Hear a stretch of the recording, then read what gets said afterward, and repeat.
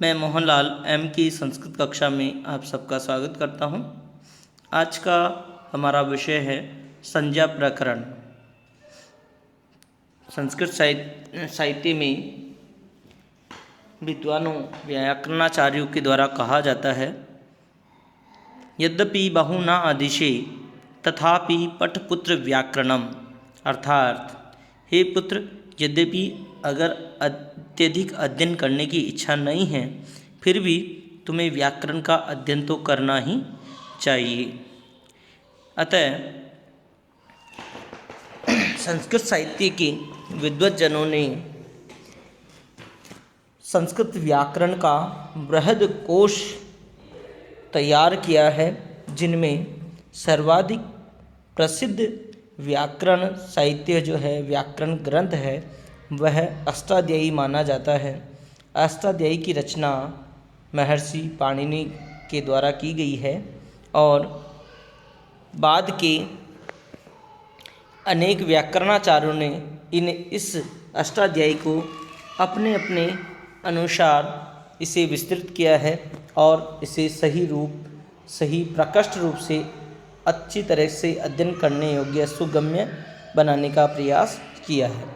तो उन सब में सबसे पहला जो प्रकरण आता है वह है संज्ञा प्रकरण। संज्ञा शब्द सम्यक जायते इति संज्ञा, सम उपसर्ग पूर्वक जा धातु से अंग प्रत्यय करने पर तदुपरांत स्त्रीत्व की विवक्षा में अजाद्यस्टाप है सूत्र से टाप प्रत्यय करने पर संज्ञा शब्द निष्पन्न होता है। प्रकरण शब्द प्रक्रिल्युट, प्र उपसर्ग क्रि धातु डुक्रिय करने अर्थ में और ल्युट प्रत्यय, इस प्रकार प्रकरणम यह शब्द तैयार होता है। प्रकरणम की व्याख्या प्रक्रियते यस्मिनिति प्रकरणम, अर्थात किसी एक ही विषय पर विस्तृत चर्चा जहाँ किया जाए, प्रकृष्ट चर्चा किया जाए, वह प्रकरण कहलाता है। इस प्रकार संज्ञा प्रकरणम संज्ञा नाम प्रकरणम अध्याय इति संज्ञा प्रकरणम, अर्थात संज्ञा नामक वह प्रकरण जिसमें इसकी संज्ञा की विस्तृत व्याख्या की गई है, वह संज्ञा प्रकरण है। अब हम संज्ञा प्रकरण में आगे बढ़ने से पहले सूक्ष्म रूप से व्याकरण इतिहास का जो साहित्य है, जो इतिहास है, उसके विषय में थोड़ा सा ज्ञान प्राप्त करते हैं। तो देखिए, व्याकरण का प्रारंभ वेदों से माना जाता है। एक श्लोक भी वहाँ पर पढ़ा गया है, छंद पादौ तु वेदस्य हस्तकल्पो उत्पट्यते ज्योतिषाम ऐनम चक्षु मुखम व्याकरणम समृतम, अर्थात मुख को विराट पुरुष की मुख की संज्ञा दी गई है और इस प्रकार यह व्याकरण षड वेदांगों में परिगणित किया गया है। व्याकरण के उद्भव की दो परंपराएं परिचालित है। पहला वारस्पति व्याकरण, दूसरा पाणिनीय परंपरा, जिसे शिव परंपरा या माहेश्वर परंपरा भी कहा जाता है। वारस्पत परंपरा के अनुसार इसके आद्य प्रवर्तक ब्रह्मा रहे हैं और प्रथम प्रवक्ता बृहस्पति माने जाते हैं और प्रथम व्याकरण इंद्र माने जाते हैं। और लेकिन यह अत्यधिक कठिन अवस्था में है, बहुत ही कठिन है, सुगम्य नहीं है, सामान्य जन सरलता से इसका अवगमन नहीं कर सकता, इसलिए इसे इसकी कठिनता को देखते हुए कातंत्र व्याकरण के नाम से भी जाना जाता है। दूसरी तरफ जो दूसरी परंपरा है पाणिनीय परंपरा, वो माहेश्वर परंपरा भी कहा जाता है इसे, क्योंकि भगवान शिव के 14 बार डमरू बजाने से ही इस पाणिनि परंपरा का विकास हुआ था और पाणिनि जी ने अष्टाध्यायी ग्रंथ की रचना की थी और उसी अष्टाध्यायी ग्रंथ के द्वारा व्याकरण का ज्ञान लोगों को करवाया गया था। अतः यह पाणिनीय परंपरा कहलाती है, माहेश्वर परंपरा भी इसे कहते हैं। ये बहुत ही तार्किक और मनोवैज्ञानिक विधि द्वारा व्याकरण ज्ञान करवाती है। पाणिनि परंपरा को 3 भागों में बांटा गया है, पाणिनि से पूर्ववर्ती, पाणिनि के समवर्ती और पाणिनि से प्रवर्ती। पाणिनि से जो पूर्ववर्ती जो व्याकरणाचार्य थे, उन्होंने जो जिन ग्रंथों की रचना की वे सब पाणिनि से पूर्ववर्ती कहलाए। जैसे इंद्रस चांद्र है काश कृत्स्नापि सली साक्ताइन है पाणिन्य अमर जैनेन्द्रा जयंत्याष्टादि शाब्दिका। अर्थात इंद्र चांद काश कृष्ण आपी सली साक्तायन अमर जैनेन्द्र जयंत इत्यादि ये 8 प्रकार के व्याकरणाचार्य माने जाते थे। इनके द्वारा भी व्याकरण ग्रंथ लिखे गए, लेकिन वह कठिन अधिक थे और सुगम्य नहीं थे, अतः इतने अधिक प्रचलन में नहीं रहे। उसके बाद आता है पाणिनि के समवर्ती वाला काल। इसके अंदर यह मुनित्रय का काल भी कहा जाता है, क्योंकि इनमें पाणिनि, कात्यायन और पतंजलि इन तीनों मुनियों ने मिलकर व्याकरण को बहुत ही उच्च स्तर पर पहुंचाया, लोगों के लिए सुगम्य बना दिया। उनमें पहले थे पाणिनि, जिन्हें सूत्रकार भी कहा जाता है। इनका समय 500 ईस्वी पूर्व से 350 ईस्वी पूर्व माना जाता है। इन्होंने अष्टाध्यायी ग्रंथ की रचना की, जिसे शब्दानुशासन भी कहा जाता है।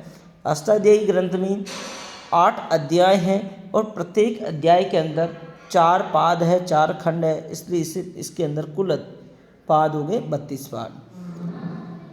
पाणिनि वर्तमान में पाकिस्तान में स्थित सलातुर स्थान के निवासी थे, इसलिए इन्हें सालातुर्य भी कहा जाता है। एक अन्य नाम इनका दाक्षीपुत्र भी है।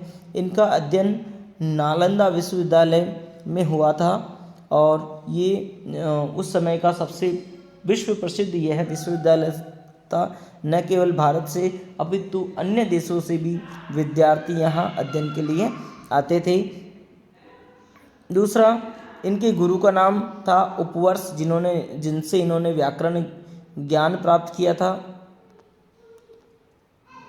इनके अलावा इनके द्वारा धातु पाठ, गण पाठ, उणादि सूत्र, पाणिनीय अष्टक, पाताल विजय, जाम्बुति विजय, लिंगानुशासन, पाणिनीय शिक्षा इत्यादि ग्रंथ भी इनके द्वारा रचे गए हैं, ऐसा माना जाता है। पाणिनि के ही साथी थे कात्यायन, ये इनसे कुछ ही समय पश्चात हुए थे। इन्हें वार्तिककार कहा जाता है। इनके द्वारा पाणिनि जी द्वारा जो सूत्र लिखे गए, पाणिनि मुनि ने अष्टाध्यायी ग्रंथ में कुल 8 अध्यायों में 3996 सूत्र लिखे। अपने व्याकरण को इन्होंने 3996 सूत्रों में सीमित किया, लेकिन फिर भी कुछ उसमें कमी रह जाने पर, आंशिक कमी अथवा यूँ कहें संदेह रह जाने पर, महर्षि कात्यायन जो वार्तिकार हुए थे, उन्होंने 836 वार्तिक लिखे और इन 836 को पाणिनि का पूरक कहा जाता है। पाणिनि जिन चीज़ों को स्पष्ट ना कर पाए थे या कहीं संदेह की स्थिति हो गई थी, वहाँ पर मुनि कात्यायन ने वार्तिक लिखते हुए उन संदेहों को, उन अस्पष्टता को समाप्त किया था। इनका समय 500 ईस्वी पूर्व से 300 ईस्वी पूर्व माना जाता है। इनके गुणों का नाम भी उपवर्ष था, अर्थात पाणिनि और कात्यायन एक ही गुरु के शिष्य थे। ये नालंदा में ही अध्ययनरत थे। इनका नाम बररुचि दाक्षिणात्य था। दक्षिण प्रदेश में निवास करने के कारण इनका नाम दाक्षिणात्य था और ऐसा माना जाता है कि यह महर्षि याज्ञवल्क्य के पुत्र थे। इस प्रकार ये कात्यायन थे। तीसरे जो मुनि त्रय में जो अंतिम आते हैं वो महर्षि पतंजलि हैं। पतंजलि महर्षि, इनका समय, ये भाष्यकार कहे जाते हैं और इनका समय 150 ईस्वी पूर्व के लगभग था और ये ऐसा माना जाता है कि ये पुष्यमित्र शुंग के समकालीन माने जाते हैं। शेषनाग का अवतार भी इनको कहा जाता है। इन्होंने व्याकरण महाभाष्य की रचना की थी। महाभाष्य की रचना की थी इन्होंने पाणिनि और कात्यायन के द्वारा सूत्र और वार्तिक जो लिखे थे उनकी विस्तृत व्याख्या इन्होंने रचना की थी और उनके व्याकरण महाभाष्य को 84 या 85 खंड हैं, जिन्हें आहलिक नाम से जाने जाते हैं। अर्थात 84 दिनों अथवा 85, कहीं 84 और कहीं 85 दोनों ही देखने को प्राप्त होते हैं। वैसे अधिकतर 84 से ही माने जाते हैं, 84।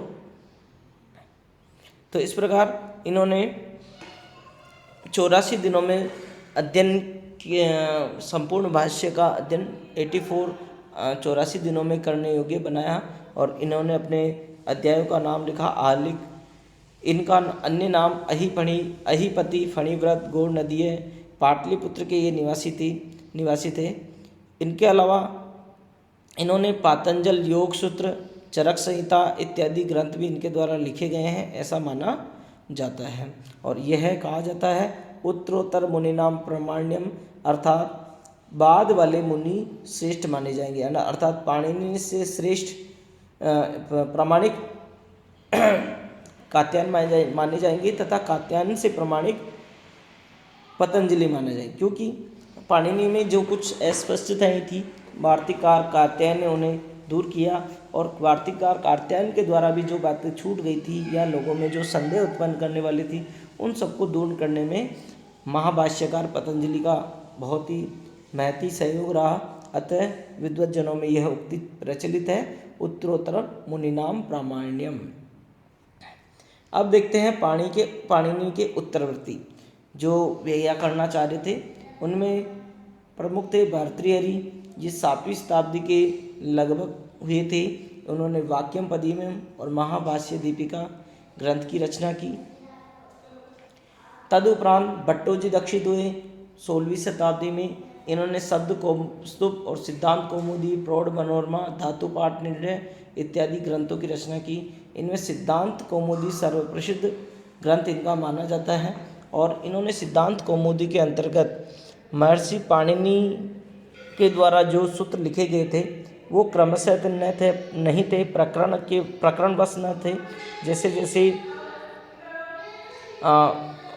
उनको व्याकरण जैसे उनको समझ में आया पाणिनि जी को, वैसे वैसे वो सूत्रों को लिखते गए। अतः भट्टोजी दीक्षित ने सिद्धांत कौमुदी इस ग्रंथ के अंदर उन सब सूत्रों को प्रकरण के अनुसार जमाया। जैसे संज्ञा प्रकरण के सूत्र संज्ञा में, सुबंत प्रकरण के सूत्र सुबंत में, और इसी प्रकार अन्य प्रकरणों में इनको विधिवत किया। उसके बाद भट्टोजी दीक्षित के शिष्य हुए वरदराज।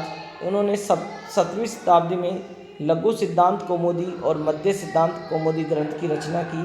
लघु सिद्धांत कौमुदी में उन्होंने बहुत ही कम सूत्रों को लेते हुए लघु सिद्धांत कौमुदी की रचना की, जिसके द्वारा जो अल्प बुद्धि लोग हैं वे भी व्याकरण में पारंगत हो सकें। और जो मुख्य सूत्र थे उनका इसमें निबंधन किया गया।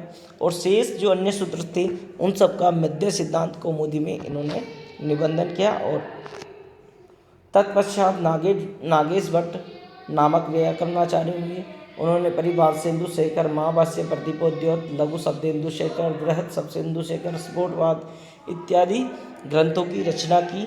और इस व्याकरण इतिहास को और अधिक स्पष्टता प्रदान की और अधिक स्पष्ट इसको बनाने का प्रयास किया। लोगों के लिए सुगम्य और सरलता से सीखने योग्य बनाने का अथक प्रयास किया।